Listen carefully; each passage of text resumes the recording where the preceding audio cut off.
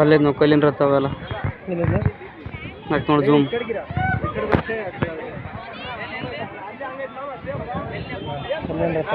ಹ್ಞೂ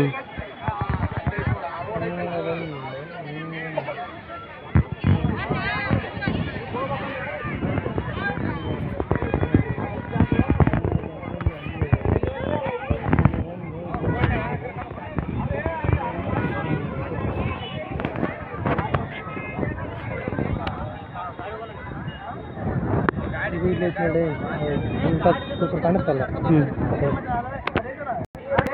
ಈ ಕಲ್ಲಿನ ತೇರು ಕಾಣುತ್ತೆ. ಹಾಂ ಸರ್ ಅದು ಮಾಡಿ ಕ್ಯಾಪ್ ಮಾ